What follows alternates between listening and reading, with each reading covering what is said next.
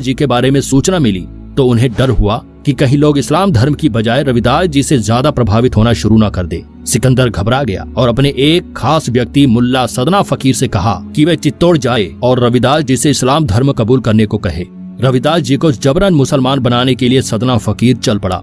जब उसकी मुलाकात रविदास जी से हुई तो रविदास जी ने कहा कि वह शास्त्रार्थ और तर्क वितर्क कर ले। अगर सदना फकीर उन्हें पराजित कर देता है तो वह इस्लाम धर्म कबूल कर लेंगे, लेकिन साथ ही उन्होंने शर्त रखी कि अगर सदना फकीर हार जाता है तो उसे हिंदू धर्म कबूल करना होगा। सदना फकीर को अपने आप पर पूरा भरोसा होता है और दोनों के बीच वाद विवाद शुरू हो जाता है। इस शास्त्रार्थ में रविदास जी की जीत होती है और उनके तर्क वितर्क से सदना फकीर इतना प्रभावित हो जाता है कि वह अपनी मर्जी से ही हिंदू धर्म अपना लेता है और अपना नाम बदलकर रामदास रख लेता है। रामदास और रविदास जी मिलकर हिंदू धर्म का प्रचार करने में जुट जाते हैं। रविदास जी समाज के सभी लोगों को एक समान नजरों से देखते थे और बराबरी का संदेश दिया करते थे। जब सिकंदर लोधी को पता चला कि सदना फकीर ने हिंदू धर्म अपना लिया है तो वह आग बबूला हो गया और उसने रविदास जी को बंदी बनाने के आदेश दे दिए। रविदास जी को बंदी बनाकर एक कारागृह में डाल दिया गया, जहां उन्हें चमड़े के जूते बनाने का काम सौंपा गया। सिकंदर लोधी का हिंदुओं पर अत्याचार बढ़ता जा रहा था।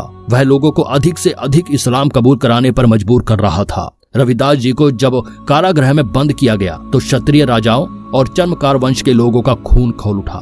कई राजाओं ने मिलकर दिल्ली को चारों तरफ से घेर लिया। सिकंदर लोधी के खिलाफ आम लोगों ने अपनी आवाज बुलंद कर दी। इस तरह लोगों के विद्रोह को देखते हुए लोधी ने संत रविदास जी को रिहा कर दिया। लेकिन सन 1520 ईस्वी में संत रविदास जी का देहांत हो गया और एक बार फिर सिकंदर लोधी का अत्याचार बढ़ गया। चर्मकार वंश के लोगों ने इस्लाम धर्म कबूल करने से साफ इनकार कर दिया। सिकंदर लोधी ने इस वंश के सैकड़ों हजारों लोगों को बंदी बनाया और उन्हें चमड़े के जूते और अन्य चीजें बनाने का काम सौंप दिया गया। विदेशी आक्रमणकारियों से पहले भारत में चमड़े के जूते या अन्य चीजों का प्रयोग नहीं किया जाता था और चमड़े को लोग अशुद्ध माना करते थे।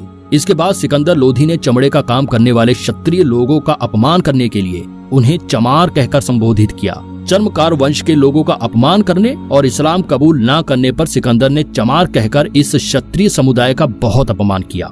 क्षत्रिय लोग हमेशा से ही अपने उसूलों के पक्के माने गए हैं। वे ना तो सिकंदर के आगे झुके और ना ही उन्होंने इस्लाम धर्म कबूल किया। इस तरह से अपने स्वाभिमान की रक्षा के लिए उन्होंने चमड़े का काम किया और तभी से चमड़े का काम करने वाले लोगों को चमार कहना शुरू कर दिया गया। इस जाति के लोगों की शिक्षा पर भी रोक लगा दी गई, जिससे कि उनकी आने वाली पीढ़ी को अपने गौरवशाली इतिहास के बारे में बिल्कुल भी पता न चल सके। चमड़े का काम करने के कारण ही